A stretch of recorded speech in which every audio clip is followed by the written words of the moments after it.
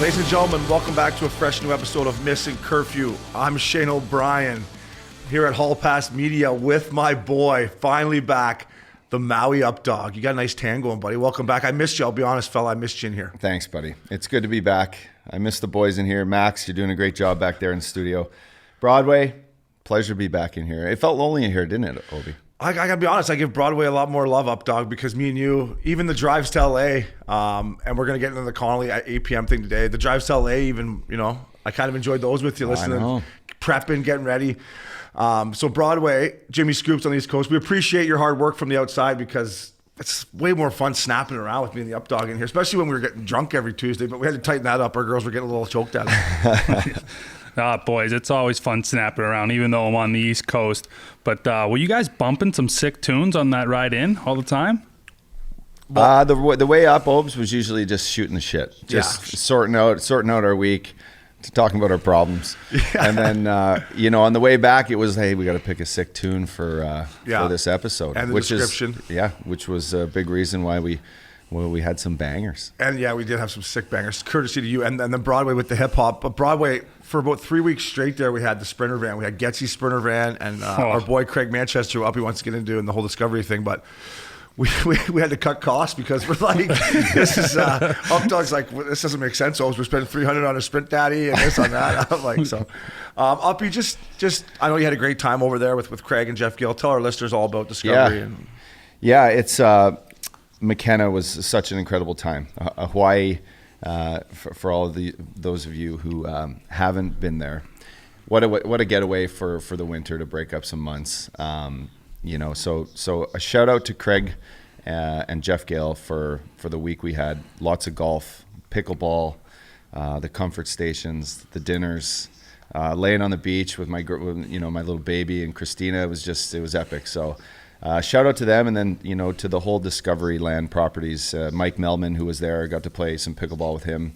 Legend, boss. He's the boss. He's the man. He's the man. So the staff, thank you for all the staff. Like, we had a crazy Super Bowl party, and we'll get into me having to cancel mine because I stayed there. But yeah, Discovery Land, for anyone who's never been there, there's probably, I think they have 15 or 16 properties all over the world. Some of the most gorgeous pieces of land all over different countries. And, we've been to a couple in Mexico together. You get the Madison Club in Palm Beach. Gauzer. You got Gauzer Ranch, which is our, I'd love to say home away from home, although we don't own anything there. But we're America's best guest, aren't we? We are America's best guest, and what we did own there was the fucking tree bar. Because Broadway, we'll get you out to Gauzer somehow. Our boy Russ Courtnall, who's an absolute beauty. I need to get there. I'm dying to get out to that. And that's place, a good boys. spot. A lot of hockey guys go to Gauzer because, you golf, the lake's right there, and then I guess they take the boat across, get your workouts and skates in, which... I don't know how many times the boat would have been going across for me. I'm done back in the day. I would have been staying on the lake. But, Craig Manchester, Jeff shout Gill, out to those you guys guys. are fucking next level fucking G's because, man, just flying all your friends over on private birds and flying them back and letting them stay. I know I didn't have to touch my wallet much over there, so I appreciate it. And I was banging down skinny margaritas like they're going out of style. About 15 a day, Broadway. So, Updog, welcome back. Boys, we want to touch on something to our listeners. We apologize for last week when, our podcast came down off Spotify and Apple. And listen, we want to talk to it. I didn't want to do it with Uppy, in Maui. So to Kevin Connolly and Action Park Media, first of all, I want to thank them. Conz has been our boy forever, Uppy. He took us to lots of cool parties in Hollywood and took care of nights for us. So it's nothing to do with friendship. Listen, we tried to get a contract done. We couldn't get it done. It's no disrespect to Kevin. He's running a business, Action Park Media. He's got Victory Podcast, which I'm repping today. It's a great podcast. If you like Entourage, it's a must listen. He's a busy guy, right? And we tried to get a deal done. And I'll be honest with the listeners, when we got our lawyers involved, it didn't work out. And it was nothing personal. It's nothing Kevin did to us, but we're trying to build this thing up, dog. So we apologize for the podcast coming down. Conz, man, we love you. It was nothing personal, buddy. We appreciate you helping us, getting this going. We didn't know you were even going to sit down and talk to us when you did, so that was huge for us. But for our listeners, there's no hard feelings out there. So Conz didn't do anything personal. It's just business, Updog. It totally is, Obi, and well said. still Captain Conz in our book, right? Like he's the man. He's got a full book of podcasts over there at Action Park Media. He's well staffed. The studio's great. The drive sucked, Obi, right? The drive. We're trying to build this. We're in our backyard here at Hall Pass Studios now. We have access to some great producers with some great minds on how to bring Missin Curfew to the next level, and that's important to us. It's important that we give listeners their daily dose of laughter and some stories and some hockey, whether we fuck all the names up or not. But we'll get into that. We'll get into that, Broadway. And like you said, it's nothing personal. He's our boy. We're moving forward. We hope that we have the 25 episodes we did at Action Park. We hope that those always are there for people to listen to because they were so well produced. We didn't know Kevin was going to speak, and the guy is a great hockey mind. He's one of the best sports minds of all time, even though he loves the Islanders. No, he loves the Islanders, and honestly, I'm going to tell Conz to listen to this part. So Conz, honestly, bro, I've told you we love doing it with him when we sat down in the studio and. We had some laughs on Broadway. I know we left you in the dark throughout things because, listen, me and Uppy and you too, Broadway, we're learning as we go here, folks. So, and I think the key word Uppy used is we're just trying to build this thing, right? And the drive, Uppy's got a baby girl and I'm doing some other stuff. So it just made more sense from a business perspective, and that's all it's ever been. So, Conz, you're always the captain. We love you. Thanks for everything at APM. And we're at Hall Pass here, and we're just going to keep building this thing. So let's dive into some Super Bowl recap, Broadway. We'll start with you on the East Coast. Your boy TB12, he showed me again. I don't know why I bet against the fucking guy, but what were your thoughts? Not the best Super Bowl game ever, but what were your thoughts on it? Well, I was shocked when I texted you guys saying, what's tonight's action? And you guys both took Kansas City. And then I just went dark on the text message because I was going Tom Brady the whole time. But I did get a little smoked on the over. I thought that game was going over. It was sitting pretty for a while there. But even Chris Long predicted it. He said Gronk was going to have a huge game, and the Brady-Gronk duo connecting for 2 touchdowns. I mean, it just looked like they were playing for New England. They just had a different uniform on this year. Wait, did I say I was betting KC on the group text? Yeah. Or was I just O'Brien. But I figured you two were in it together. Because I had a future. I had a 500 to win 5K. I put in before the playoffs started. All because of Garbs, our boy at fucking golf. Grant Garbers. Yeah, with his 2 boys, quarterbacks. He's like, you got to watch out for a healthy Tampa Bay. And then we have Chris Long on, and fucking sure enough, he's like, boys, Tampa with points, the GOAT.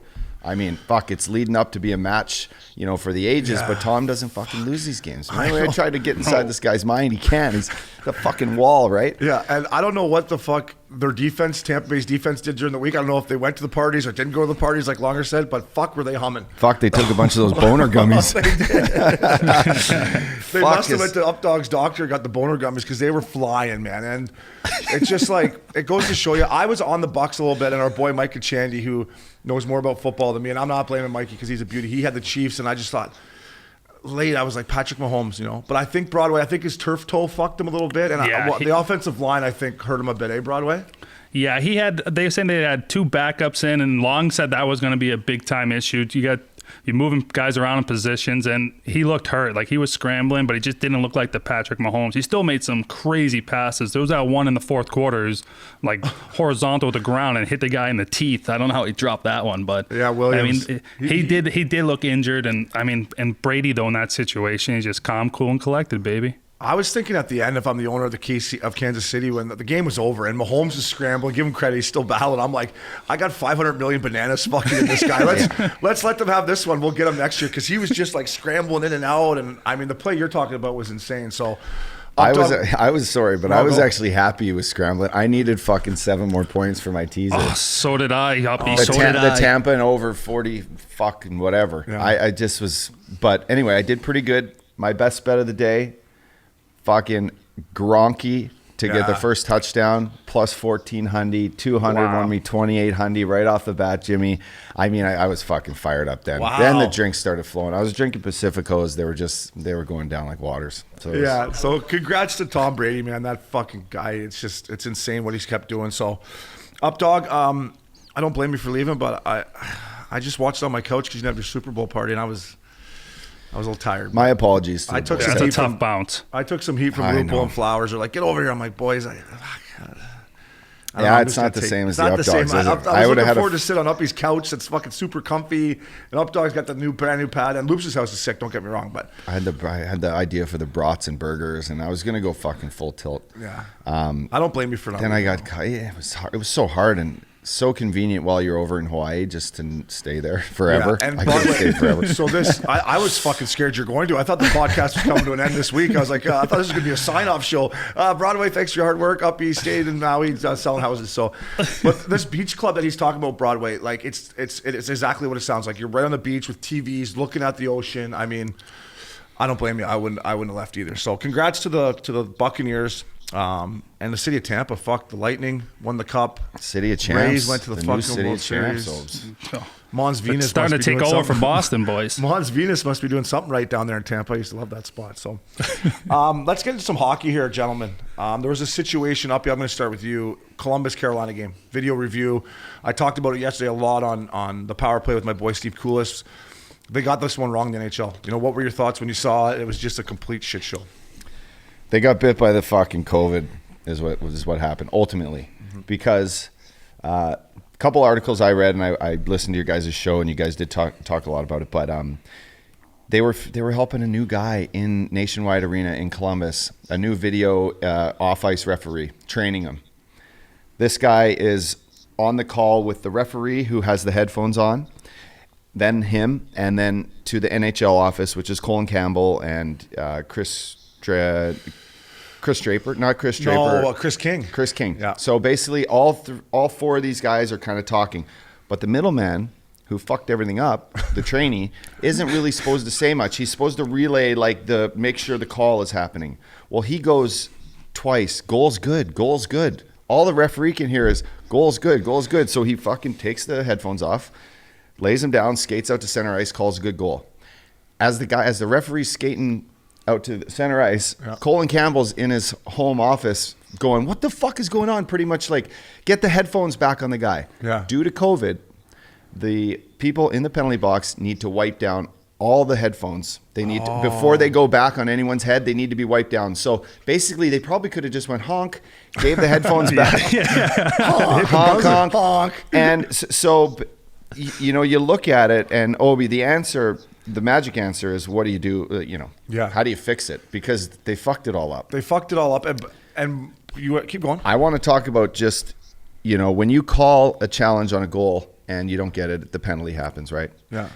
So there's a chance it can be either the goal and then another goal on the power play, a 2-goal differential, and this is what they found themselves in. Mm-hmm. Basically, the NHL is like, we've never, to set a precedent, we've never ever called back a goal once the play started again.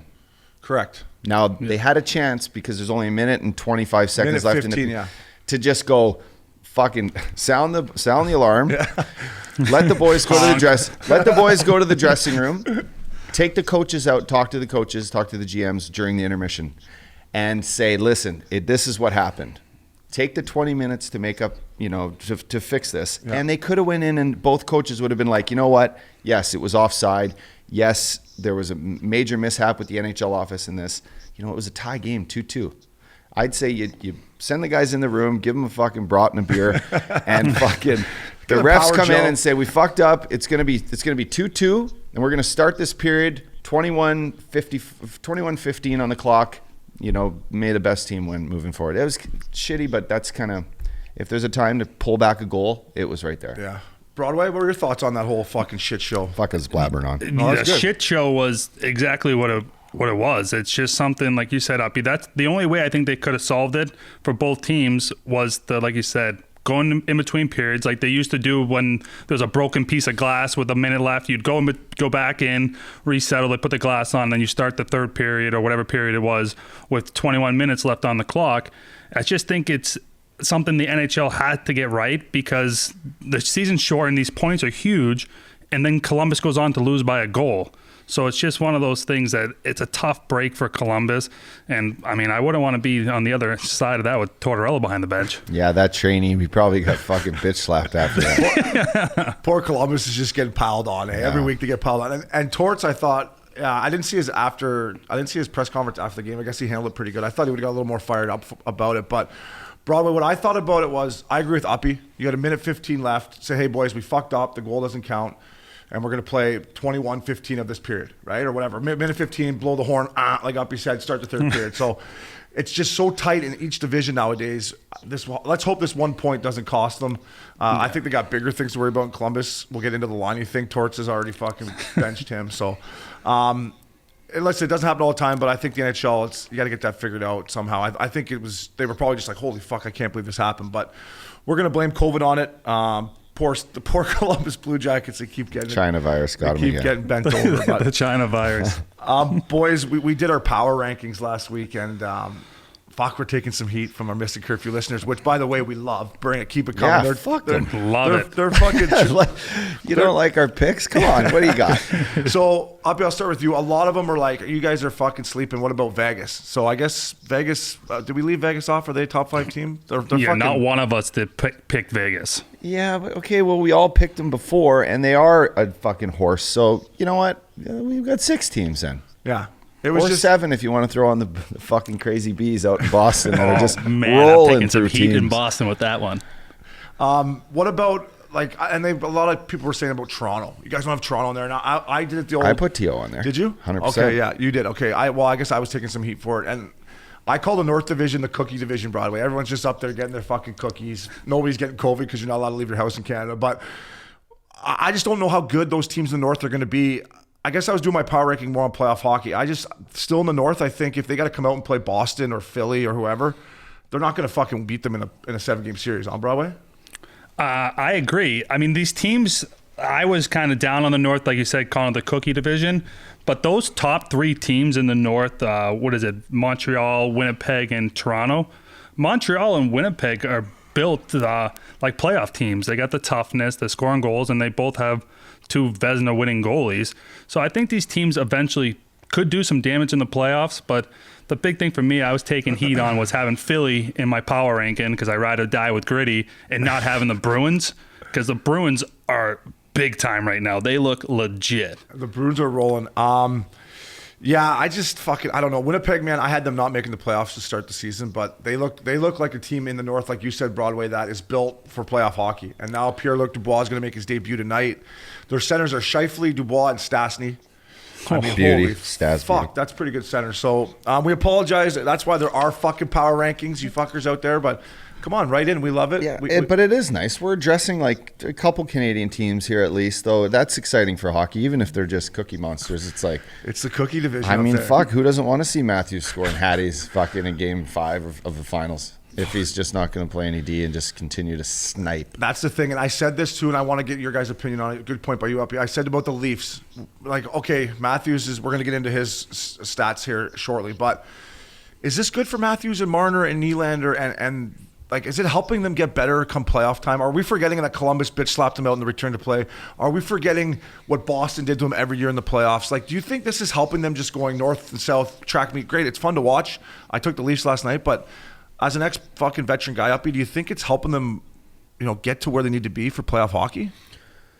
I think right now they're just rolling with what's working. I mean, 9-2, feeling. I think they're 9-2. Yeah, I think they're literally hitting like this stride where they haven't really been. They haven't led the league, in statistics for the first quarter of the season before, and been the top dog to beat in shootout. I mean, even if it's in a shootout, like you're saying, it's a confidence thing. And if they can. If they can go in with confidence, and then, I watched Freddie Anderson make some incredible saves last night against the Vancouver Canucks to keep them, in the game till late, and then they win the game. But,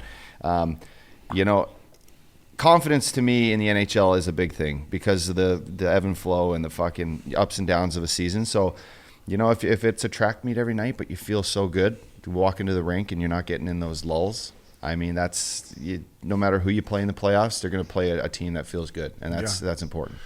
Yeah, bro, I guess I'm like, if you put yourself back in the Bees dressing room right now, they're keeping their eye on the North. Are they like, holy fuck? Or they're like, these guys, they can score all their goals all year and play their first 2 rounds, and then when we play them, Bergeron and Marchand will shut them down and they'll knock them out again. Or are they worried about the North at all, you think, these guys in the East? I think you got to worry like a team like Toronto, like you just said, Uppy. Confidence is huge, and this is big time for them. They've never been in this position, and adding guys like Joe Thornton and Wayne Simmons, who are just huge character guys, I think that's going to help the Toronto Maple Leafs being the top dog, learning how to be the top dog. They've always been the team that's had a good regular season, been in there, then they get blown out by some of these teams like Boston in the playoffs. But with a whole different type of swag and winning cures everything, and it brings a lot of energy, a lot of positive energy to that team, and they're rolling with it right now. But I think if I'm Boston, I'm looking at that North Division just being like, this is Cookie Monster night, and we're just going to keep doing what we're doing and ride that top line and took our ass, baby. Yeah, I agree. And one of the things about our fans, our listeners, Updog, probably not so much you, I don't think, but we keep fucking up everyone's name. Like we keep fucking up the guy we love, Bowen Byram, right? Is that the kid's fucking name? Well, what do we call him? I guess I call him Bowden. You call him Bowden. I call him Bowden, I guess. I love him. I got He's him. good. He's a long shot to win the Calder. We should remember his fucking name, maybe, because he's good. People are going to know his name for a long, long time. It's okay if we fuck it up every now and then to start off. Bowen Byram, you're good. And I guess the one I'm fucking up too is Makar. What is Kale it? Makar. Kale Makar, like Kale. Kale You the call salad. him Kyle? Like Kale. Like Yeah, I yeah. don't like to eat fucking kale, so maybe that's why I don't. So Kale Makar, Bowen Byram. Sorry, boys, we apologize to our listeners. Way to keep us honest, Uppy, right? Bud, you were a back end guy for the Avalanche. I'm sure you could just go in there and show these guys the ropes anytime. I don't know. Anytime you want. The way they skate out there now, I'd be fucking. I mean, we talk about penalties all the time in the, on the power play too. But that's for a different story. Matthews, boys. Broadway, he was our pick I took him for the Art Ross and the Rocket Richard, but Yep. He's heating up. And the talk in Canada, Broadway, is can he get 50 goals in 55 games because he's missed one? And right now it would appear so. Just your thoughts on Matthews and how electric he is right now. He is the definition of electric, and he is bringing Bar Mexico to a whole nother level with that goal he just scored in Vancouver. And I'll give Johnny Hockey some love too. He had a nice little trip to Bar Mexico the other night. But Auston Matthews, I don't see why he cannot score 50 goals in 55 games. If he's healthy, the way this kid shoots the puck, the way their offense is revolved around him, he's their go-to guy every single night, and that power play is unbelievable. He's got Marner feeding them pucks. As long as that duo can stay healthy this whole season, I wouldn't be surprised to see him score more than 50 goals. He just needs one chance with the puck like on a stick. It's crazy. But last night, he got shut down most of the game against Vancouver. And then there's a fucking face-off play. That's the oldest fucking face-off play in the Where in the the guy book. didn't the Sedins come up with that? The Sedins where they would pop out and one time it. Isn't that was the old Sedin play? It's the old around the world. It's around fucking the around the world, and he just pops out. Puck goes back down. Marner grabs it on his forehand, feeds him for a one-timer. And I mean, if the guy, he could fucking be in a phone booth and he's gonna fucking get that off. It's a great point by you because I watched the game and fucking kills me. I took the Leafs. I hate betting against the Canucks and our boy Greener, but I was just like, and the whole first two periods they outplayed the Leafs. Matthews didn't look like Matthews. I'm like, what the fuck is going on here? And I had 2-1 odds, so I needed it bad. And then finally, Uppy, like you said, all he needs is that one little, and boom, it was in the back of the net. The guy, there was a play where I think it was Jay Beagle, but releases Matthews to the defenseman into the slot, and that can't just happen. Yeah. You can't let that happen. The scoring threat's not going to be the half wall guy that gets the puck. You have to stay on Matthews one timer. It's just we'll have Missin Curfew clips play that with my play-by-play on that. No, that's a great and you know what? It's a great point by Uppy and Broadway. The goal Ovechkin scored, I think it was this weekend against the Rangers. That young defenseman Adam Fox. I saw that. And if you're a D-man and you're lined up beside Ovechkin, I don't give a fuck unless we win the draw clean back, and even then I'm probably telling the net front D to grab it. We'll go short side and get out of here. Because this kid left Ovi, and Ovi took two strides to the middle and snapped it fucking top titty. Like, those are the things with these elite players that you just can't do, Broadway.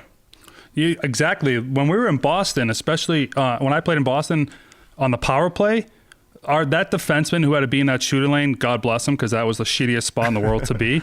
But we would literally have to revolve around him. You'd be 2 feet away from him just to be in that shot lane, and then the forward have to slide down and take away the lanes. But you can't give these elite goal scorers any more space than they already need, because it's going to end up the back of your net that quick. Exactly. And maybe we might have to do like a Missin Curfew details like they do on ESPN, where they do like the highlight. We'll break everything down, boys. Eh? Like, this is where we're going, man. We're gonna fucking break it down. Bring it and bring the heat. Updog, or Broadway, sorry, the Bees, you brought him. Pasternak comes back to lineup. Bergeron, Marchand looking unbelievable. Listen, we were worried early Broadway with their 5-on-5 scoring. You put the whole organization on the milk carton, which I thought was fucking great. But they're coming along. Is Pasternak just that important offensively and spark them, or they're just a veteran team and they needed some time to get their feet going? Well, putting them on the milk carton was probably the best thing I did for them because they've just been absolutely electric ever since. But Pasternak is like that type of Ovechkin player where he is dangerous at all times. He adds a whole nother element. And then when you put him on a line with Bergeron and Marchand, that's got to be the best line in hockey right now. So now you got to worry about 3 guys instead of just worrying about 2. So him adding that element to the offense has been huge for them. And then I was questioning, could they keep up this pace at scoring? Do they need that defenseman losing Torrey Krug? But Charlie McAvoy has been unbelievable. He's been a great player for them. He plays big minutes, and he sure is leading the charge in the back end. And then they have Tuukka Rask, and Tuukka Rask has been lights out. He takes so much heat here in Boston, and I cannot understand why he does because he's unbelievable. Yeah, I don't know why he takes heat either. Besides, maybe he left the bubble last year, but that was for family things. Ups, I mean, what do you think of this veteran Bees team? Jimmy, I think you just hit it right on the button. They have had Charlie to step up. Obviously, if you're getting rid of Torrey Krug and Chara's moving on, letting the kids play, you need some guys to step up. And then my whole experience, and this is my reason, but experience in winning and going the distance. You know, I said it about Dallas because I didn't think Dallas would be able to come back and play just as good as they did last year with that long cup run, but. You get that taste of winning and that confidence and the feeling in the room. And no matter who's on the ice, if you're missing a guy, you're just going to go out and you're going to find ways to win games. Pasternak, though, hats off to the way he's bounced back from injury. The hip impingements or the hip injuries, he dealt with something bad last year. He's back as good as new. These guys. The hips don't lie, do they? The hips don't lie. The hips don't lie, Broadway. How about Boston, too, in the third period? They're just pounding teams. They could be down 2 goals, down 3 goals. They've come back in every situation this year. So they're just a dangerous team no matter at what point of the game. They're just coming out flying, and they're being the best team right now. I can't believe I left them off my power ranking, but they are fucking right now. They're doing some fucking – they're going 5 forwards on the power play, too, which is fucking – I mean, if you got that much skill, why wouldn't you? I'm going to give some – I would have had a chance to play on the power play if I was fuck up. You would have been on the second unit for sure, bud. I'm going to give some love to my boy Nick Ritchie, who I played with in San Diego, who in Anaheim had some tough love from Bob Murray. He's playing great for them there, being physical. The Dallas Stars up the other night. I took the Stars against the Blackhawks. And Anton Khudobin, Dobesy, the Mad Russian, I'm not fucking leaving, got suspended for disciplinary reasons. Yeah. So I don't know what the fucking Mad Russian was doing out there. I know Dallas is open, so he was probably out drinking some vodka. And then I'm watching the game. It's 1-0. Dallas scores late, and then 3-on-3, and fucking Broadway's boy, Patty Kane, throws a little sauce pass to that. What's the young kid's name that starts with a D on their team? DeBrincat. And he tips her top cheese. So the Stars, they do look good, but Dobes, if you're stay out of the bars, buddy. Fuck. He showed up late for practice. Is that what he did? Yeah. That can happen to anyone. But Bones said, it's over. It was yesterday's news. He took his scratch and moved on. So he was late for practice. But it was on a Saturday morning. So that's a tough bounce. Friday night in the Big D. Dobes, it can happen to anyone. I'm sorry. I shouldn't have doubted you because it could happen to anyone. But Broadway, we got to talk about your Flyers, Kevin Hayes and the boys. I had JVR on yesterday on the power play. The guy's off to a fucking phenomenal start. And I'll be honest, I was worried about him. I thought his foot speed. Me too. Kudos to him. He's changed his training. He's having an unbelievable year. I know you've been betting the Flyers like I have, and they've been fucking me every time I bet them they lose. But what are your thoughts on them? Is their inconsistency scaring you a little bit, or is it just that they're in the East Division and night in, night out, it's a fucking playoff-style game? I think their biggest issue right now is their defensive play. They're giving up. I think they got to be in the top 5 of the league for shots against. They're hanging this Carter Hart out to dry. And when a goalie's struggling, you got to buckle down defensively. And they're just not doing that right now. I think they turn too many pucks over. But they are ruining a lot of my parlay cafes, I'll tell you that. Because I've been hammering them, and losing 4 straight to the Boston Bruins has not been good for me in the bookie. But I do think the Flyers can figure it out because when it's a defensive issue, I think it's structure. And like any team, they probably need to go out and get another defenseman. I think a lot of those high-end teams want one of those big-time defensemen. I just don't know who out there is available. Yeah, they're lucky they got good offense and a crazy sky high percentage shooting percentage. Oh, it's insane. Which will win you some games, but when you do have a good goalie like Carter Hart, like he was supposed to be a Vezina candidate this year on a team that was supposed to be badass and be top in the division. So. I think they're going to be there, Broadway. My thing I want to ask you, Broadway, because I think you probably pay a little closer attention. I think do they have enough offense from their back end? You see teams nowadays, every D's jumping in. Like, I just look at their back end. I think it's solid, but besides Provorov, who else is really going to fucking... Is that his name? I think you fucked that up, too. What's his name? Provorov. Did I fuck that up? Isn't it? Provorov. There's no N. Provorov. Okay, whatever. It was the fucking so Russian guy that can fucking snap it around. But I'm like Don Cherry back in the day. I fuck up every Russian's name. But do you think they have enough offense, Broadway, from the back end? From the back end, I do not. They have guys like Gotthardsphere and Gustafsson, but I just don't think those two guys can get it done. But there is a guy out there by the name of Keith Yandel who might be available, who I think the Flyers should go out and try to add. He might not be that shut down the fence when you're looking for, but he is going to answer a lot of your questions offensively when it comes to that power play. Jimmy Scoops fucking writes that's a great guy for Philly, right? They have enough. They got the Myers kid who plays fucking old school defense. Yans would slide in nice there. That's the offensive guy that they could use, Jimmy Scoops. Yeah, so maybe you should work the phones. It'd be easy to slide him into that leadership role too, with obviously little Broadway there. Yeah, right? That would be the perfect fit for a guy in Philly. So maybe hopefully that comes true, so we can say you heard it here first. But I know my brother would be the happiest guy in the world if that guy gets there. Yeah. So we asked JVR who's the best chirper on that Flyers team, and he said that Scott Lawton kid. He said that kid chirps nonstop. Is that what your bro says? My brother says that kid is electric when it comes to chirping, but the other guy he added was that Konechny. And I was actually playing video games with those guys the other night, and man, I was laughing my ass off for 2 straight hours with this Konechny. He's on fire the entire time. What were you guys playing? That Konechny. Call of Duty, baby. Call of Duty? Oh, yeah. All right. You guys to the gulag. You guys should get Patrick Laine involved, maybe. That guy loves his video games too, doesn't he? He might get us a Warzone victory. Are you good at Call of Duty? No, I suck. I'm the team medic. So anybody that's listening to this that plays Call of Duty, they'll appreciate the team medic. I usually get 0 kills, but I revive the shit out of guys. Locker room guy. You're a fucking team guy. Hey, tell that Konechny I love his game. And actually, we'll give a shout out to Flowers because it is his birthday. Flowers, when he first happy birthday, Flowers, 42-year-old fuck. Happy birthday. When he first came in the league, he's like, he reminds me of a right-handed Scotty Upshaw. So I was like, I kept my eye on him for that reason. Actually, no, he doesn't wear 9. He's 11. I do like his game. Provorov wears 9. Yeah, sorry, Rose. That's okay. I do love his game, and so he seems like a good kid. But tell him we say he fucks here on Missin Curfew. Updog, fucking the grade 8 Ovi, man. He just passed Mike Gartner. Remember old Mike Gartner style with the fucking welding shield and the CCM tax he used to wear? Sure next on the list is fucking Phil Esposito, and I got to know Phil in Tampa. He was our color guy. Radio color guy. But anyways, he'd come on the Bird. He'd wear the fucking loafers like you were last week with the no socks. And I'd always go up, and him and Chief, who was a backup goalie for the Broad Street Bullies, they would have stories. I'd always go up as a kid. But Ovi, man, can he do it up, dog? Can he pass a great one? Can he stay healthy? What do you think of his game? I mean, he's lighting up again. He's starting to score every night.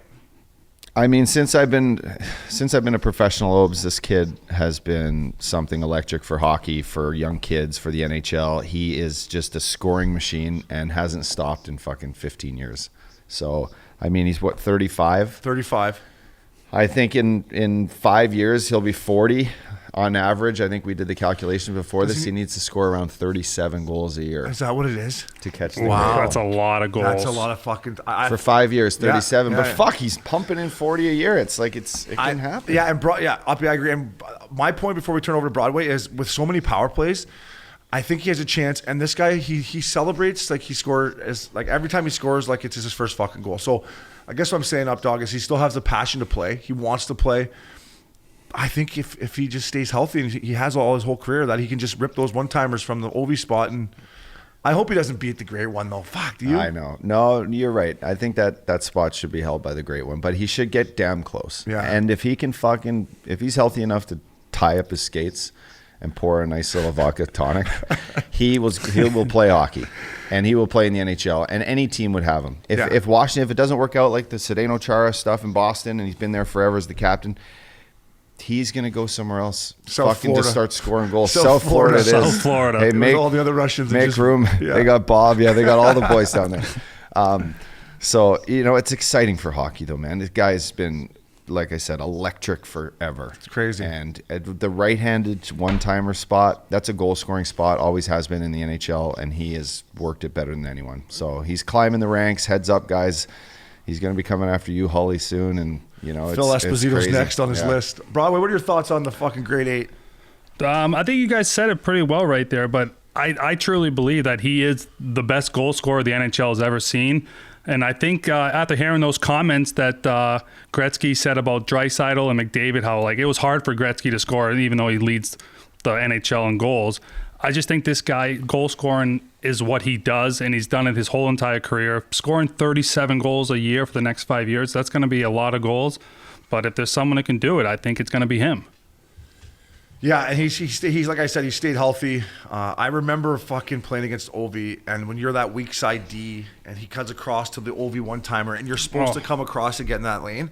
I'll be honest, boys, before the game, let's say it was Pekka and I'd be like, Pex, I gotta be honest with you, I'm not getting in that lane. So listen, I'm gonna take away the far side of the net. So you just cheat over, and you got everything on the strong side, because I'm not blocking it. And I'm not blocking it because I don't know where it's going. Maybe it's a pussy move, but I told my goalies, listen, when they slide Ovi, I'm going to hold where I am and take away the far side of the net. If it accidentally hits me, I blocked it, but I'm not racing out there, Uppy. I don't know, maybe I was a pussy, but No, when he Jimmy- ripped that fucking thing, it was scary. Jimmy talked about it. That's the one thing you have to cheat on all the time. And if you cheat good enough on it, he won't get the shot off. He won't even try it. Yeah. But if you don't, it's coming at you like fucking full tilt and poker. he would just wind. We all know he winds up and the puck's rolling. I used to just say to like the PK coach before he played Ovi, like, can we not just have like say Uppy for example? Can you not just stand beside Ovi? That's the play. Yeah. Just stand there with him, and we'll play the rest of it down here, fucking 4-on-3 or whatever. You know what I mean? Like just stay in his hip pocket, Broadway. Yeah, but the only issue with that is you'll have Backstrom on the half wall throwing a sauce in Oshie, and Oshie can put it fucking bar Mexico as well. So there's a lot of moving parts on that power play. I mean, I guess I just assumed they were going to score either way. So if I didn't have to get hit in the face with Ovi Clapper, I was like, fuck it. Ovi, keep going. You're good for the game, buddy. Old veteran beauty.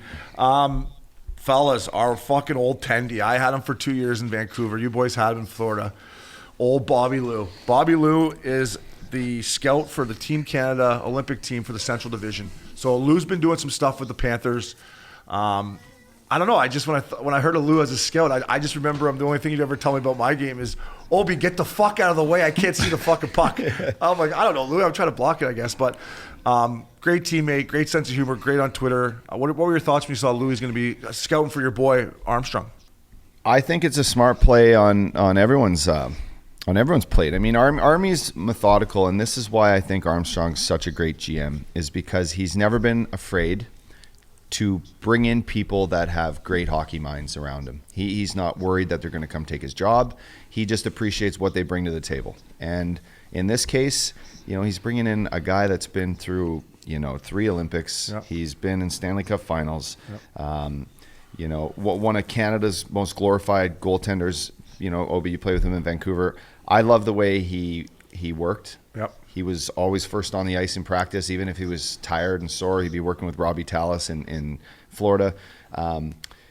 It's awesome for him. I love watching older guys move into really cool, jobs that the sport of hockey have. And to me, as a Canadian, I don't think there's anything more glorified as a Canadian hockey player where you can step in and be part of the Olympic team, go to the Olympics as a management or as a scout.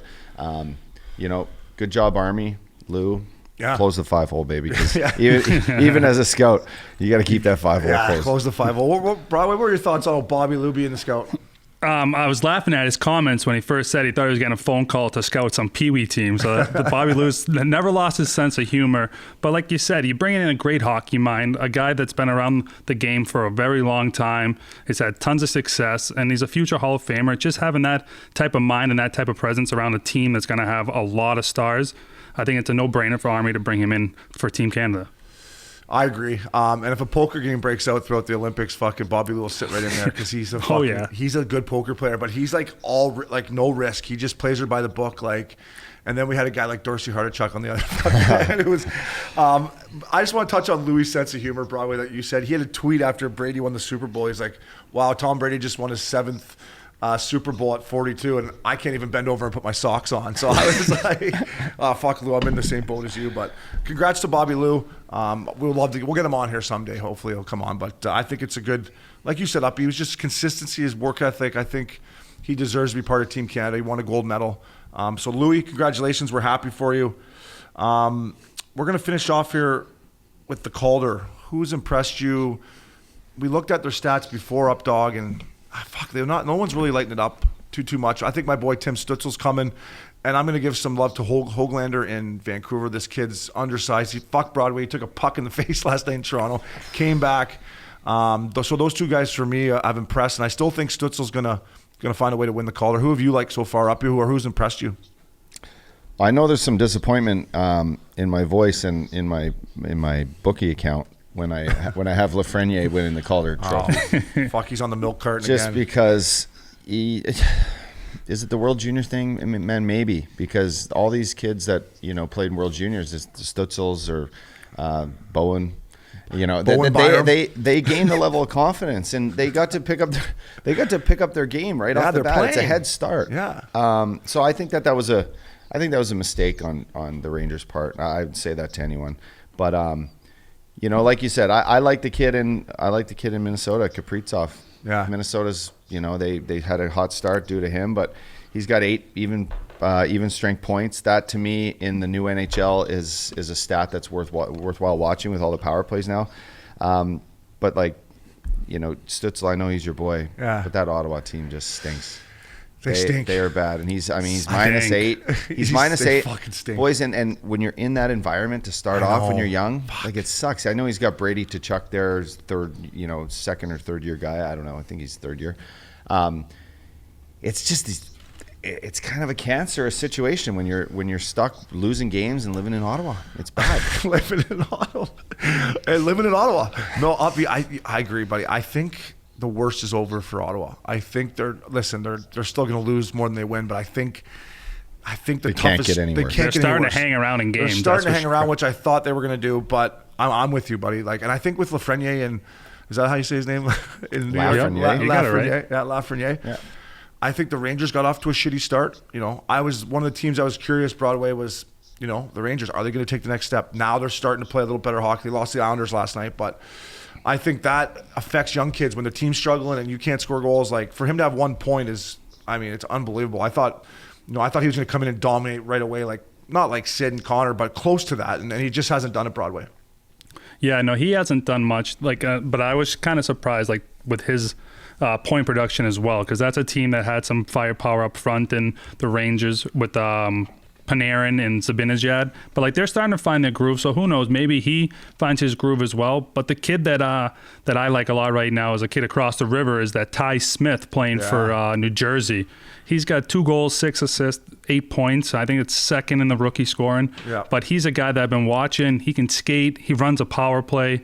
He's got all the tools to be a high name or high end player with the name that you won't forget about here coming in this league. I agree. And the young guys, they're playing well. So no one's really taken away from it. The Calder's still up for grabs. So we'll see how it unfolds. Uppy, I know you got Bowen Byram you took him in your long shot. Long shot. So fuck, if he can keep snapping around. Boys, we got a great guest coming on. Perfect timing. We got the Big Ern, Brian McGrattan. And last night, I'm going to get his thoughts. Did you guys see Gabranson and the Cassian fight? There was a few fights last night in the NHL, finally. But that was a spirited bout, Updog. Sure was. 2 heavyweights, man. Yeah. 2 guys I know well. 2 guys you want to have on your team for that reason right there. Not only can they play and they both had great careers, but Cassian's tough and knows when to fight, and he's around that. He plays on that line to protect a few certain guys on his team, and he does a great job of it. No one messes around. But Gabranson is, he's been a stay-at-home defenseman, probably not. Has not had the career that he's probably wanted, being a top 3 pick. But we play with him in Florida, boys. He knows how to throw, and those guys threw some haymakers. But I want to touch on the Jamie Benn fight. I thought that was badass. That was Oh, awesome. that's I great. mean, that guy is an absolute beast. Yeah. And Throwing just left who- haymakers. yeah, who did he- Zardev. Zardev. Yeah. He's fucking Russian. Zadarov. No, but it was great. I don't know who's Lefties. sleeping Hey, over this. lefties. Lefty Right. jackhammers from the That's- fucking ice. That's a like- Western leaguer right there. I mean, I said the same thing this week too about Jamie Benn. Good on, and you know what? His brother Jordy Benn that fucking was a fought scrap. Wayne Simmons, and that's, you know, listen, we've all fought up in our weight class, like except for the guy we got coming on because he was the fucking king. Well, even him with Bugart, but. When he did that, you just see this fighting Broadway. It's got to make you feel good that there's still that passion, even without the fans in the building. Oh yeah, Jamie Benn had a great quote too. Somebody asked him like, what happened with that fight? He was like, I don't know. There's hockey and fighting, and there's always should be hockey and fighting in the game. So just to see his passion and just trying to get his team going is just something that that's why he's such a great leader and a great captain.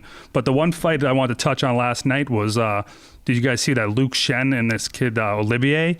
Olivier is a young kid from Nashville. I played against him in Milwaukee, and he is really, really tough. Like, you should see this kid. He's holding his fist up like a boxer, just taking punches and then just feeding punches. Like, he's a kid that you might see around this league for a while just because he brings that toughness that a lot of teams don't have. Yeah, I did see Stammer the Hammer fucking shut was his gloves great. last night too. Throw Fucking, first, ask questions later. So listen, we got to get to our guest. This is what we're going to talk to the Big Ern about, because that was a guy who, as he used to say, I'm just going to sit in the pocket, big boy. Sit in the pocket. So we got Brian McGrattan coming up next, the Big Ern. 3, 2, 1. Updog, Broadway. We got an absolute legend. One of my favorite teammates. We played together on the back end of our careers, but Brian, Big Ern, McGrattan. That's probably Big Ern, a good thing. I know, buddy. I know. I just remember some days I'd come into the rink in San Diego and you'd be like, how you doing, big boy? And I'm like, I gotta be honest, Ern, I'm not doing that well, bud. Yeah. Big boy, where are we? we went from fucking flying on the private bird in Calgary playing cards to sitting in the back of the fucking Iron Lung, didn't we? And then when that iron lung, I sent you that pic, when that iron lung broke down on the highway there on the number 5 in rush hour traffic. Boys, the Uber Eats are showing up to the side of the broken down lung. And then we had to wait like an hour and a half for the new one that was stuck in traffic. Then it took how long to get to where we were playing, and we just got rinsed. Like, there's no point of even going to play the fucking game. No, we were going from San Diego to fucking San Jose, and she broke down about Bakersfield in the middle of fucking nowhere. And my back is already in one, Ern. I'm like, fuck, Ern, I got to get off this lung. So we're standing on the side of the fucking 5 highway. And I'm just looking at the Big Ern going, what in the fuck is going on here? But like a year ago, we were flying on the PJ, you know. hey, And then all of a sudden, me and the big Obes are on the side of the number 5, broken down iron lung, just looking at each other like, where has my career gone? What happened? we were getting a little more ice time in San Diego than we did in Cowtown, but fuck, we weren't enjoying the fire. Hey, Ern, I just remember fucking about the second period with that fucking Pigeon Hartley. I would just be, look at you. We just take the fucking chin straps off. And we're like, well, Oh yeah, just the grocery sticks. Just look at each other. Oh God. Hey, Big Ern, I want to ask you, and for our listeners, I never asked you this when I played with you. How did you get the fucking nickname the Big Ern? Was it from the Kingpin or anything, or how did it come about? Yeah, it was from Kingpin. So when it was my first year in Binghamton, that's back when, you know, you had 6 cases of beer on the bus for a 2-hour trip. We were all piled up. I think we were going to, it wasn't a far trip. I think we were going to Wilkes-Barre, not a far one. And we threw on Kingpin on the way back after the game.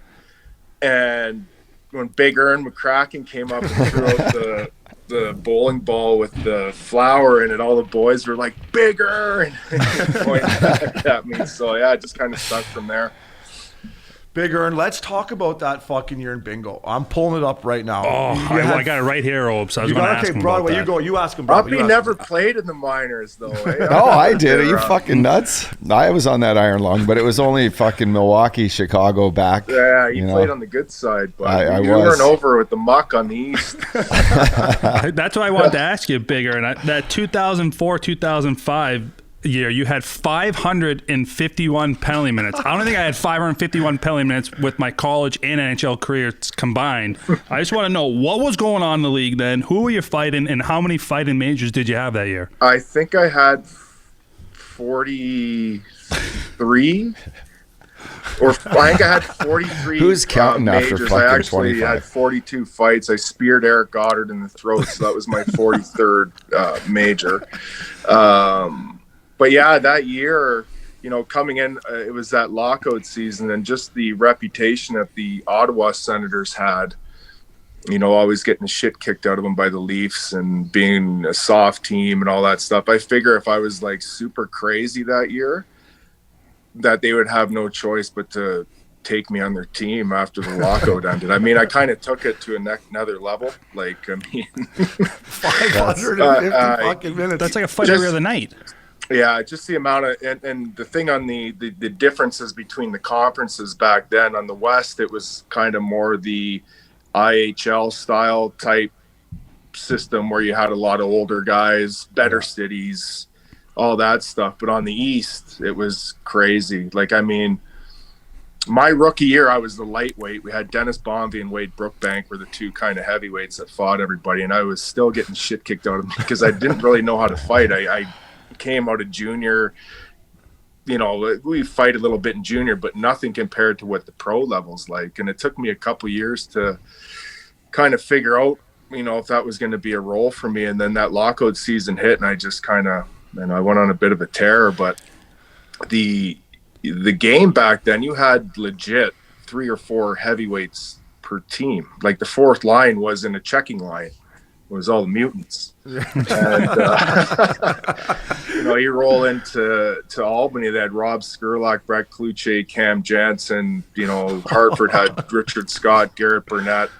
Like you can just go down the list of heavyweights per team on that eastern side. And I think I got my fighting was really good because of that. I always thought the guys in the minors at that time were tougher than the guys in the NHL. They just couldn't play as well.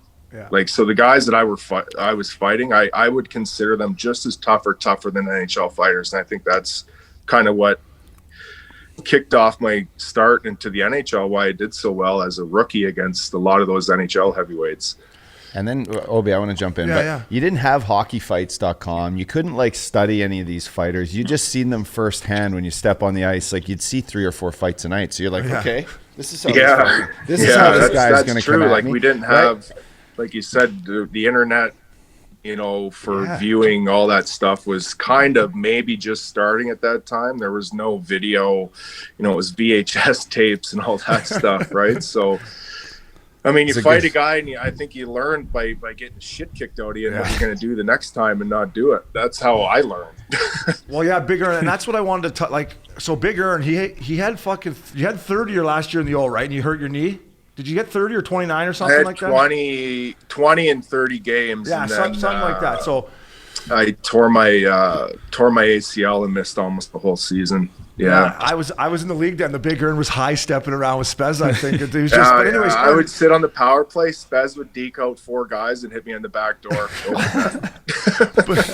but you touched on it a bit, and the thing that before I met you, I thought you were the scariest fuck. When I met you, I still thought you were scary. But the mindset you had when you fought, you just said, fuck it, I'm going in there. Granted, you were good at it. Like, how long did it take you to get that? Or you just said, fuck it from the start, I'm going to go in there and, like you say, sit in the pocket, big boy? Yeah, that was kind of always my style, just to throw them. I always hated guys that would hug and all that stuff. I really felt, you know, we got to give the fans some entertainment value for their money, and 2 guys are going to fight. They want to see you go toe to toe.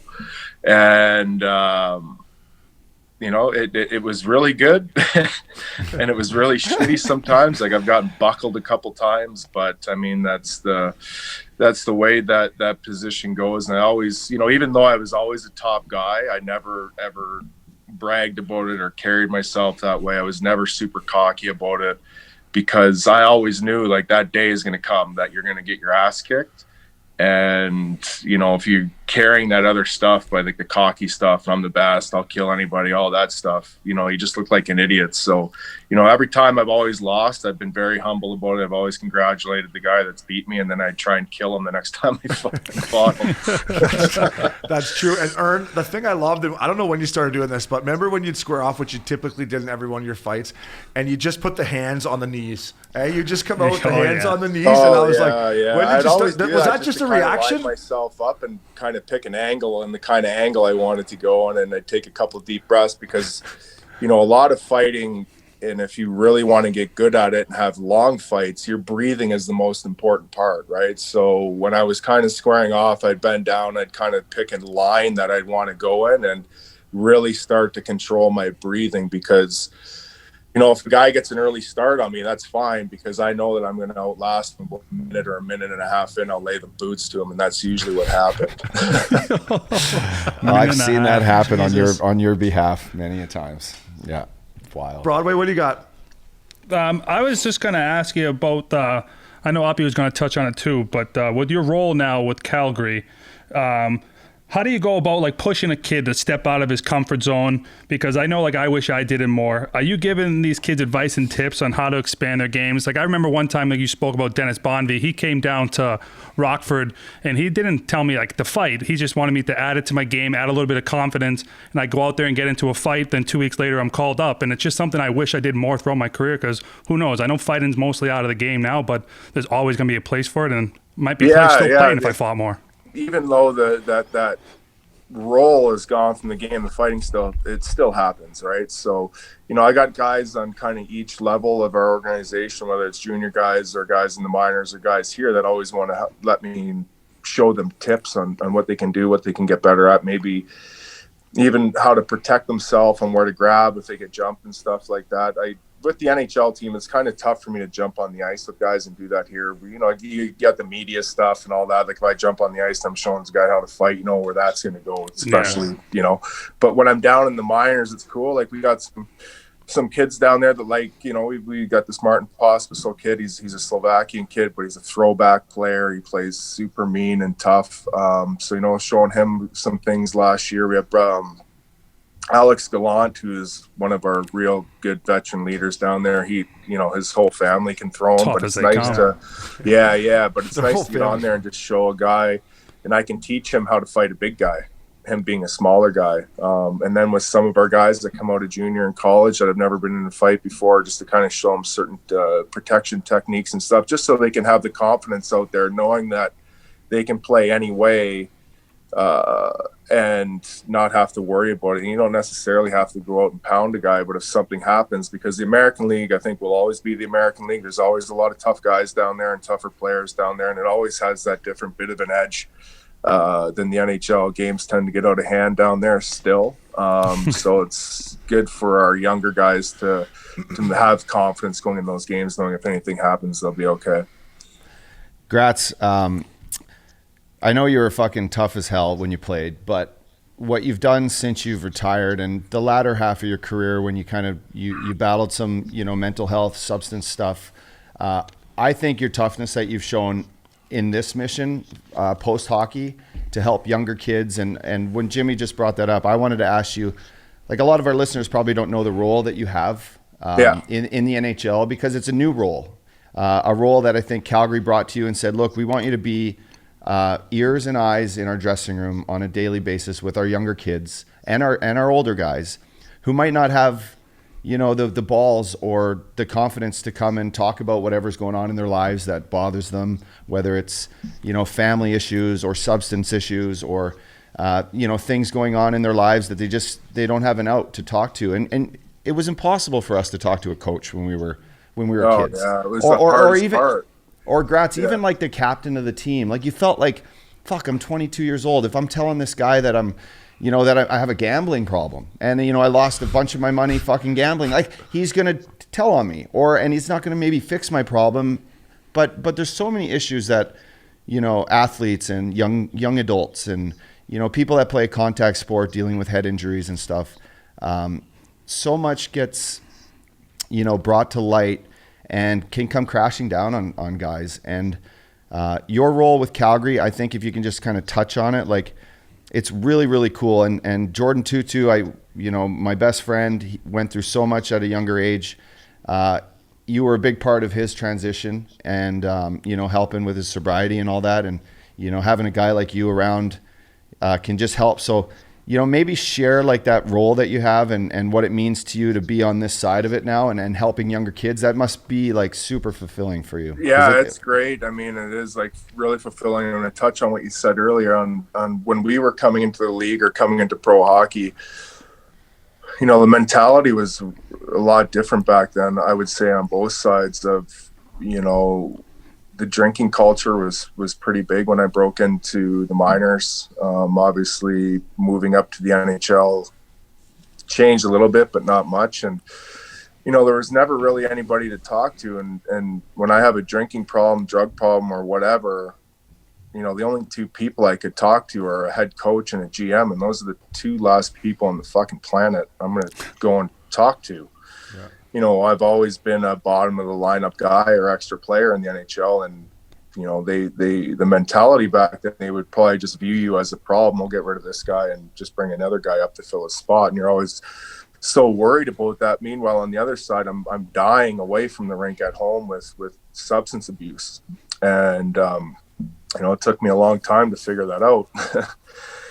And when I was 27 years old playing in Phoenix, I went on a 5-day bender, turned off my phone, didn't leave my house, and just locked myself in my room. And that was kind of my rock bottom. Figured it out after that and called my agent, called the team and said, I got to go away and get some help here. And I just left it open on, I don't know if I'm going to want to play when I'm done. I got a lot of work to do on myself. If I have the itch and the desire to play, then I'll take another crack at my NHL career, but I got to go away for a little bit here and figure my life out. And I did. And I came back and I missed about 3.5 months. And my first practice back, I never felt so good. I got sent down to San Antonio at the time, was Phoenix's farm team, on a conditioning stint. And after missing 3.5 months, my first practice, I never ever in a long time felt that good on the ice. I was down for 2 weeks. I got called back up to play the last 10 games. My first fight back was against Jody Shelley. It was awesome. And then my second fight was against George Peros, and I went to throw a punch and he blocked the punch and I completely blew my shoulder out. So I had to get reconstructive shoulder surgery. It was kind of the first test of early sobriety on the fact that I just had a major setback about 4 or 5 months into sobriety. Now, how am I going to deal with that? Because I can't deal with it the way I used to deal with it. And the other thing was, the first thing they give me after my surgery was oxys for the pain. Well, like, fuck, I'm taking those. So my mom was with me to help me out. And I just asked her to dump them down the toilet. And she did. And I took over-the-counter Tylenol for 3 weeks with 2 new screws and new bones in my shoulder, and it was the most painful experience of my life. But moving on from that, I was able to play in the league another 5 or 6 years and kind of develop a role I never really thought I would ever see myself in. And just as the years got on, the more comfortable I got in my sobriety, the more comfortable I got speaking out about how players like me and players, what we go through, we're no different than any other guys in the team. We might have some stuff like going on our lives, but everybody does. And, I've created a lot of really cool and neat friendships along the way. Like you mentioned, Jordan Tutu is one of my best friends. Getting to play with him in Nashville, I got picked up on waivers by the Preds, and Toots was in early sobriety. I was only clean for like a year, and we just kind of leaned on each other through that year and created a really unique friendship. I became really good friends with Nate Thompson over the last 5 or 6 years, and he's done a hell of a job on the teams he's been playing with, being a leader, and also a leader and a face for guys in sobriety. Robin Lehner's become a good friend of mine too. So you're seeing players year after year coming out and being open with their struggles and actually being such a positive influence, not only guys that they play with, but also the fans that are watching. Because we can help them too with our stories. And moving into the role I'm on with the Flames, it's under the player development umbrella, but I'm in player assistance. Like, I'll do a little bit of the hockey stuff with amateur scouting and pro scouting when I'm out at junior games, or pro games watching our guys, but I go from, I'll go see our prospects, our draft picks. I'll spend like a week with them, really get to know them, explain my role, my history, my playing career, and really trying to create friendships and a unique bond with these kids at a young age, and steer them in the right direction. And the pro level, it's a little different because you've got guys that have been around for 6, 7, 8, 9 years that are vets, and we got guys that are rookies and stuff. And I'll have I do like a speech with each team at the beginning of the year, and the Flames and the Stockton Heat when both teams start, on my role, why I'm around. And it's not, when I talk to a player, it goes from me to the trainer, to the GM, to the coach. No, everything stays really confidential. And it's just being an outlet there for guys. It's a position I really wish I had when I was coming through and struggling with my off-ice stuff, and then a position that a lot of players, and even guys that you guys have played with, wish a guy was around just to, shoot the shit with, take the edge off. If I'm struggling, hey man, this is what I'm going through. Can you help me out? Can you relate to what I'm going through? And I think just having that around our room has really transformed our dressing room and rink into a safe place where players can come and not have to worry about all the other stuff, just knowing that they're going to have a support network that's been created in our organization to, if they are struggling with whatever they're struggling with, that there's going to be people around to help you. And you don't have to worry about your jersey being taken or your lineup spot being taken, because mental health and stuff it's a part of life. It's a part of everybody's life. Everybody has it in their family. And it's not taboo anymore. And, we just want to create the safest environment for our players, knowing that as good as your life can be away from the rink, the better you're going to perform when you come to play. And, it's really kind of taken off with us. And, I've created a lot of amazing relationships with players in all parts of our organization. Was it Brad? So we had Brad Trelivy. I was there in Phoenix, by the way, when you came back. I remember. Oh yeah, you were. I remember the fight with Shelley. I remember you coming off, holding your shoulder like 3 or 4 games back. So I know how tough you are firsthand. Brad Trelivy was our assistant GM at the time. Yeah. Was he a big reason why he brought you in? Because Calgary, Calgary Flames going ahead and getting out front of this with you and making you part of their hockey ops is something I think every NHL team should really look at, and find a guy that fits a role that can really help players, not only on the ice, but providing that safe zone. I think that's huge. But I always love Brad Trelivy. I mean, can you touch on probably what he's been? Yeah, that's where the relationship started, was in Phoenix. Don Maloney was our GM, Brad was our assistant GM, and that's where the relationship started. I think it was 12 or 13 years ago now, and kind of stayed in contact throughout the time. I was in different organizations. I'd always bump into Brad at rinks when we were playing with Phoenix, and then he took over the GM job here with my last year with the Flames. And playing wise, it didn't really go the way I wanted to. I was 34 years old. I got sent down halfway through the year, but whatever. It happens to everybody. And had a really good chat with him at the end of that season, and said, I'd like to. We had, like I said, a good chat about maybe a potential role. But I said, listen, I'm not done playing yet. I think I might have a year or 2 left in me. And I went and played the next year at Big Ovs in San Diego, and I finished my career off and playing over in England, but still kept in contact with the Flames, kept in contact with Brad. And moving into that first summer off of retirement, they asked me to come in and speak at their development camp to their young players. So I put a presentation together for the team, and just kind of left it at that throughout the summer. And then about mid-August, Brian Burke called and said, me and Brad would like to have you have a meeting with you tomorrow if you're available. I'm like, yeah, no problem. And I thought it would be, maybe they'd like me to come and do a presentation for the main group at training camp. And they offered me a position. They explained what the position would be, and they offered me a position in the player development department under the player assistance role and what it would entail, and if I'd be up for it, if I'd be interested in doing it. And I said, yeah, man, bring me on. I can do it. And it just kind of started from there. I'm in my 4th season now with the team.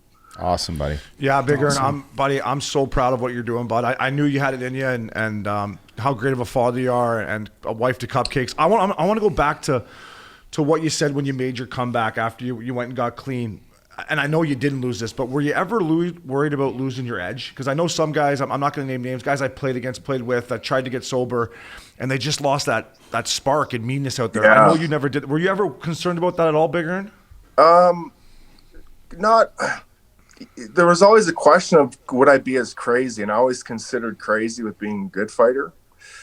I felt after I got sober, I was hungrier and I was better. Like I was a way better fighter when I was got clean and sober. I was hungrier.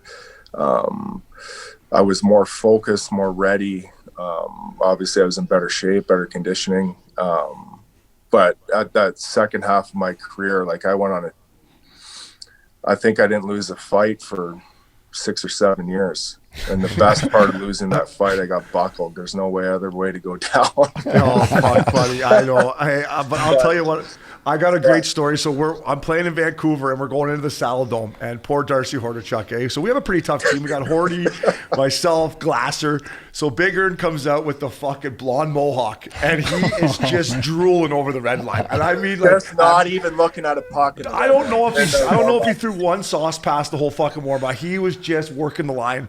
So we come in after warm up, and Hordy comes over to me. He's like, hey, I think if we just let the Big Ern sleep tonight, he's not going to do anything. I'm like, did you see the guy out there? He's fucking drooling over the red line. First shift, fucking McGrattan. So I knew you never lost your edge on that point. But that was the one story I always loved telling about the Big Ern. I'm like, Hordy, you're not getting out of this fucking bar without fighting him. So you should fight him first shift because I'm not fucking fighting him. So we should just let him sleep tonight. Big boy, you see that guy? He's drooling over the red line. He ain't sleeping, but he's sleeping after the game, but he ain't sleeping. So, Bigger, that was always one of the stories about playing against you that I loved. But Broadway, what do you got? Bigger, now that you're involved with Calgary a lot, and there's a lot of heat with the Battle of Alberta. Can we give us some insider info on, do you think there'll be some fireworks this year? And what do you think of this Matthew Tkachuk's game? Yeah, he's obviously, I would say, the best pest in the league. Obviously, he's a very, very good player. But he does have that edge to him, the edge that usually drives everybody on the other team insane. Yeah. But it's nice to have that rivalry back. I mean, they had that big brawl last year, the Cassian to Chuck thing, and you got two very good teams out here now that's adds some extra spark to that rivalry. Obviously a little different this year with no fans in the building. I think the other night it was a back and forth game. It was chippy. There was a lot of goals. Like that place had been rocking, but there was nobody there. So I think the atmosphere part of that side of that rivalry is obviously not going to be there this year, but it's definitely sparked. He's be some sparks with the Leafs, probably with Missin shooting that puck at him the other last week. So I mean, he definitely can. And I think having a guy like that, I think Sean Avery is the best of all time in that role. And he's another guy that could play the game really well. But obviously, like those guys can take top end players right out of the game.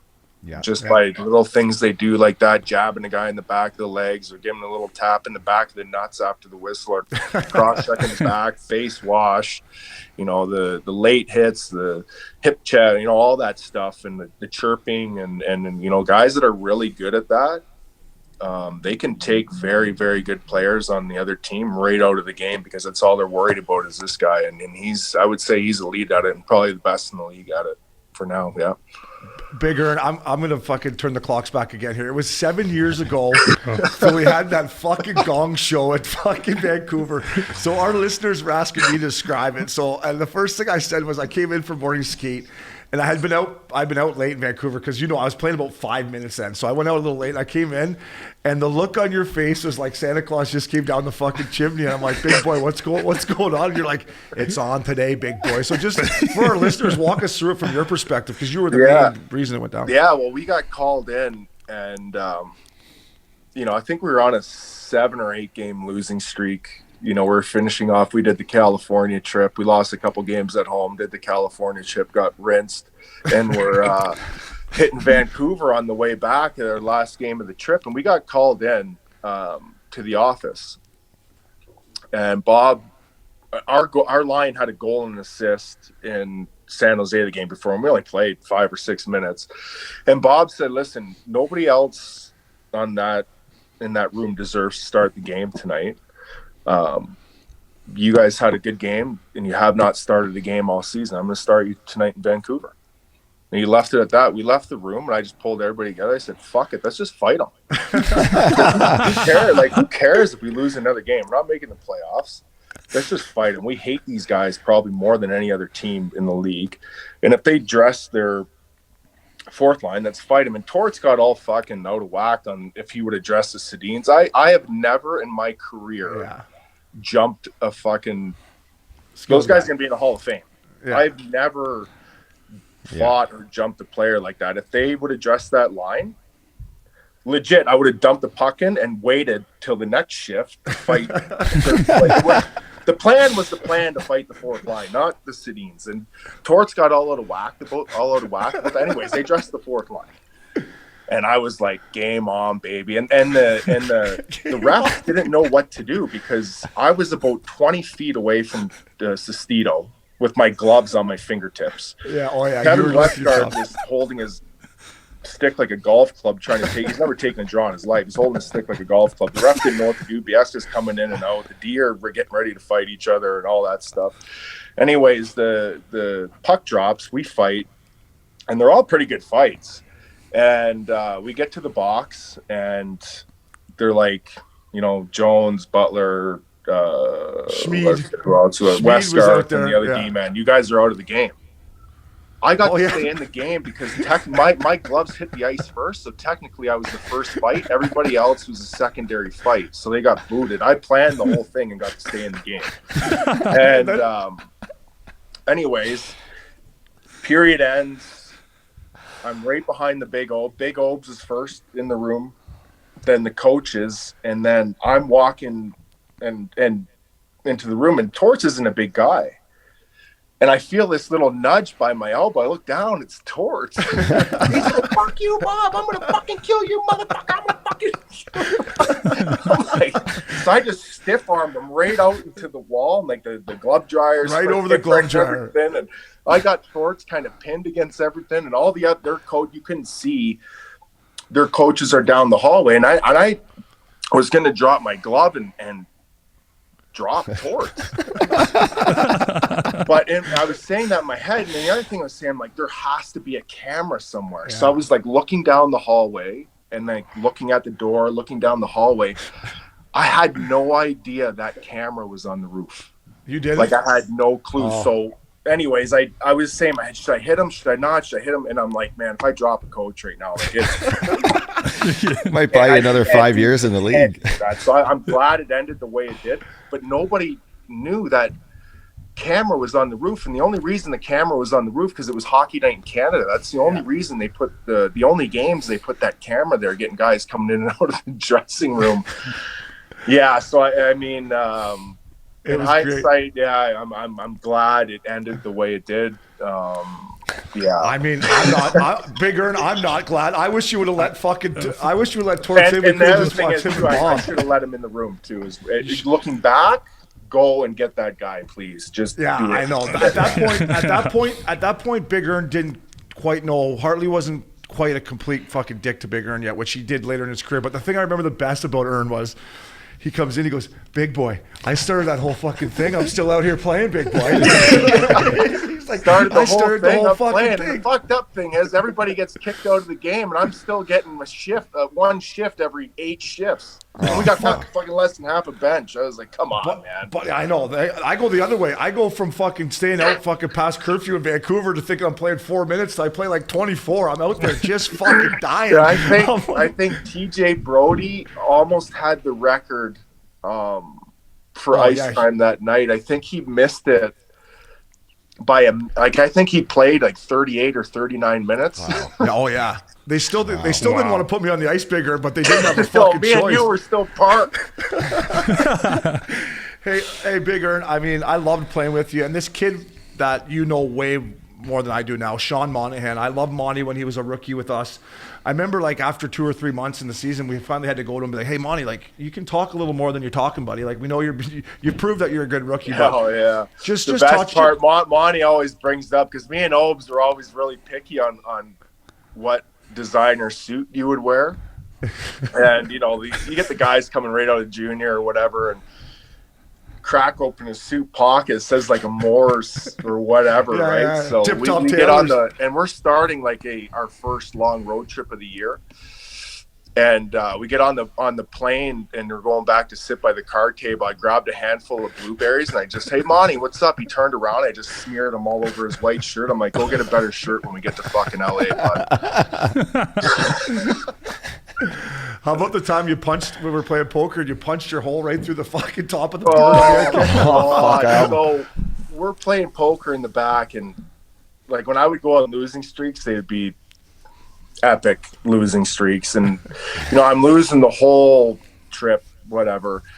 Lose a big hand, and I'm like, fuck, and I punched, because guys would always like kind of hit the table or the window a little bit, and I was like, fuck. I put my hand right through, like the fucking overhead storage. You put it right through the whole fucking the oxygen mask coming down. Yeah. So and then 3 oxygen masks popped down. Right? I didn't know that those panels on those planes are like $20,000 because they're all fire tested and all that stuff. Like. The plastic that they use is like the highest that I had no idea, so I'm shitting myself. Right? We're trying to get a story together, and the stewardess come by and she's like, "Oh my God, what happened?" I'm like, "Listen, I just won a huge hand. I got up to celebrate and I put my head through the thing." She's like, "No way, no way." All the oxygen masks are dangling. Anyways, I ended up having to pay for it, but I was like shitting my pants the rest of that trip. I'm like, that's my luck. I go from losing like a $1,500 hand that costed me over $20,000 for this plane panel. Hey, I got to touch. I want to say this. That same year, I don't know actually. So the year I played with you, we had Todd Fedoruk, we had Friggy on our plane, and he would go on some streaks too, where he'd fucking just be the shittiest poker player. He lost a bad beat, and I wish he punched the roof. He punches the window. And the fucking thing cracks like right down Broadway. I'm looking at this window, just ready to just get sucked out of the fucking airplane. We're 42,000 fucking feet up in the air, and he cracked the window in half. Now there's like 2 different planes to it, so thank God it didn't go through the whole thing. That was always my move, was to punch the roof. Yeah, smart. Don't hit the window. Fuck. Big Ern, I got to tell the story here where we're back down the junkie in San Diego, and it's me and you at the back of the bus, right? So Big Ern had the seat that was right beside the pisser, so he put his feet on top of my headrest, and I would sleep the other way. So at the start of the fucking road trip, and everyone's obviously know who's Big Ern, and Big Ern's like, any of you boys up there got to piss? You fucking piss right now, right? So about 10 games in, 12 games in, Dally comes to me. He's like, hey, you got to tell Big Ern to tell them that they're joking around because these guys are not taking pisses on the bus. They're going to fucking piss their pants. You had like a lineup of like 3 or 4 guys like just kind of on the tiptoes like this because they had to pee so bad. But like, man, there's nothing worse like when you're trying to shut her down. Oh, got guys that are tapping your legs to move your feet. I just kind of got old by a month, 2 months into the season. I get on the bus, boys, get your fucking pisses in now because the bathroom's closed for the next 6 hours. I love it too. Big Ern would just go, boys, like every 30, 45 minutes, he'd be like, Big Obes, we there yet? I'm like, no, 8 more hours, big boy. He goes, we there yet? But you made it more enjoyable, Big Ern. I think having you down there and like Bix too, a veteran guy, made it a lot more because it was tough some days traveling down there. Yeah, and it was, and we lucked out. Arguably, I would say that would be a top 5 NHL city. Lucked out in the best American League city in the history of the American League. Yeah, it was amazing playing there, but it just got kind of monotonous with that California. You just play the same teams all the time, and I think they fly now. Yeah, they fly now, but you jump on the bus in San Diego and you got to bus up to San Jose and Stockton, and that there's about a 4-hour stretch of that highway where that traffic doesn't move all day. And I know. Yeah, so the bus trips were long, but it was a wicked year playing there. Like, oh, man, I'm glad I got an opportunity to play there because that city's amazing. You know, and the fan base was sick too. Fuck, it was Friday nights were $2 beer nights there. Remember how fucking pinned everyone would get in that bar? Bix would go out there and get in a fight. You do your thing. It was just like, I'm like, this is fucking Slapshot fucking 3 right here, right now. Broadway, what do you got for the Big Ern? We touched on it a little bit with Daniel Carcillo, and this goes back to like the fighting with like the stage fighting and how some guys would have the anxiety. You said you were obviously very relaxed, but did you ever experience that throughout your career, knowing you're going into a game and you're gonna have to fight the other team's toughest guy? Yeah, I would say earlier when I was younger, for sure. Definitely in the minors, having to fight guys that are very skilled at that craft, that are 27, 28, 29 years old, you know, and then getting into the NHL too, my rookie year, because, you know, I'm fighting guys that were kind of like my heroes. Like, I love Ty Domi. Ty Domi is arguably, him and Wendell Clark, like I grew up a Leaf fan, and him and Wendell Clark, like my 2 favorite Leafs ever. And like, I loved Ty Domi growing up. Loved him. And then I fought him and I beat him in Toronto. And that kind of solidified my status on my team, where I got the letter in my little cubby hole in my mail slot the next day to get my own place after that fight. I fought him in Toronto, but even when I beat Ty, I didn't really say anything after. I was super humble about it. Obviously, you fight. I would say he's a legend in that category, in the heavyweight category. And even when I beat Ty, I was super humble about it because I knew that I would have to fight him again, or the tape was out on me that, you know, there's this big young kid in Ottawa that all the other guys in the league are going to want to fight me now. And so throughout that season, obviously a little bit of anxiety, getting ready to play games and fight these longtime NHL enforcers. But once I got more comfortable as the years went on, it became I just was more relaxed, more focused. I, you know, did a lot of breathing training, some martial arts, some boxing stuff, to really help me out. And, you know, the confidence just kept growing year after year. But yeah, I have felt that. And I really feel guys that had to feel that anxiety and all that stuff going into that role, because I know how hard it is. And anybody that's ever done that role, I don't care if you won 100 fights or have never won a fight in your life, if you have the balls to step up and do that role, you have the utmost respect from me and probably anybody else that's ever done that role, because we know how hard it can be on guys mentally. Like, there's guys, and they've been very open about it, that would not sleep for 2 or 3 nights before a game because they knew they would have to fight a Derek Bugard, they would have to fight me, they would have to fight Ty Domi or Derek Cairns or George Larocque or Donald Bashir, like, and it would really, really weigh on guys. And I think that's where you see, you know, a lot of the substance abuse stuff come in to help medicate the pain, medicate the anxiety and all that stuff. So, you know, the role definitely has its negative side to it for sure. Another great Big Ern quote in Vancouver. I don't think it was the night of the brawl, but he goes, after we have pregame meal together, he goes, "Hey, Big Obes, who's going to have a better pregame nap today, me or Big Tom Siesto?" I'm like, the boys would love that one. I'm going to say your head's going to hit the pillow a little bit better than both. I'd always say that, like, you know, I think that was, you know, being a little bit, I was just joking with my team. You were just joking with the boys. It was just funny. I would ever get would be in the room, and whatever guy was coming into town that game or that whatever, I would just say in the hey boys, who's gonna have a better pregame nap, Big Ern or Big Tom Sestito? Oh, fucker! You weren't being cocky. You were just having fun with the boys. But it's true. I was never at your level, but when I was a rookie, my pregame naps being like, holy fuck, it's, you know, is this? I really have to do this tonight. So. Big Ern, we could do this all day with you, buddy. I'm so proud of you. Everyone's proud of what you're doing now. I missed the high steps with the white skates, buddy. I still got it going on the outdoor rinks, big boy. I've been trying to show Gabe. We've been high stepping. We've got an outdoor rink around the corner. I've been showing him. That's good because you have the best high steps in the game. I always said that, and those wet jets were. So thank you very much. Say hi to Cupcakes and the Game Man for us, Big Ern. You're a legend, buddy, and we love you here at Missin Curfew. All right, boys. Thanks, guys. Thanks, Gratz. Yeah. Thanks for coming on. Up Dog Broadway, the Big Ern. You were saying I was laughing the whole fucking show because I love that guy, man. He would make coming to the rink fun. And you guys had some great questions about what he was doing now. For me, it was more just a trip down memory lane. I miss being in the locker room with him, but great questions by you, Uppy, and just your thoughts on him. What I see with Big Ern, and you know, we're all ex-players, right? We've retired now for a couple of years, 5 years, whatever. The transition into finding something, you know, that's your passion or path, isn't always easy, and that's why I brought up what I did with Big Ern, was because it wasn't a year, you know, outside of his retirement where, you know, things could have got long, and he has you know, you have kids and a family, and you always wonder what to do. Mm-hmm.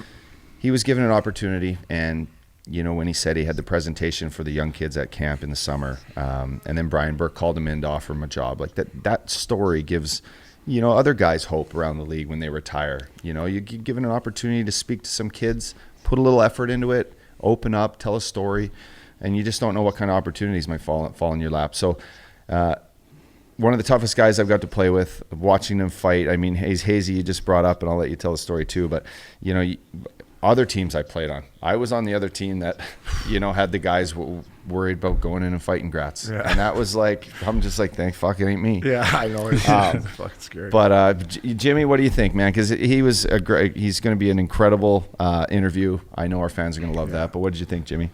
Yeah, it was great to see the influence he has on these young guys, and he has a cool story to tell all these guys. But Uppy, as you mentioned, I got to experience firsthand how tough this guy was, because I played with some tough guys, but I remember the time we were playing in Florida, him and Chris Barch went toe-to-toe center ice, and those two guys punched each other in the helmet. I've never heard anything hit plastic that hard. I was cringing standing on the ice. So kudos to those two guys for going out all the time and being able to do it for that long. Yeah, that Barch was a fucking tough guy too. But yeah, Big Ern, thank you very much. You know, just a good dude. I mean, to do what he did for as long as he did, I mean, 550 minutes in the fucking American League. I mean, one year I think I had 300, and it felt like I had like 20 fights. I couldn't hold a fork, and I wasn't fighting the guys he was. So for guys that don't know him, he was a great teammate, man. Good sense of humor. You know, and Ern helped me near the end of my career too, right? Because I was dealing with some stuff, and I lost the love of the game. And, you know, in San Diego, he made it more fun for me. So to the Big Ern, you're a legend. And boys, always fun with you guys, Broadway. Up dog. We got our in-studio guest next week. We won't exactly tell who it is just yet, but we're going to have our first in-studio guest here at Hall Pass Media. So always a pleasure with you boys. Uppy, welcome home. Broadway, stay warm over there on the East Coast, my friend. And that's another episode of Missin Curfew. Mahala.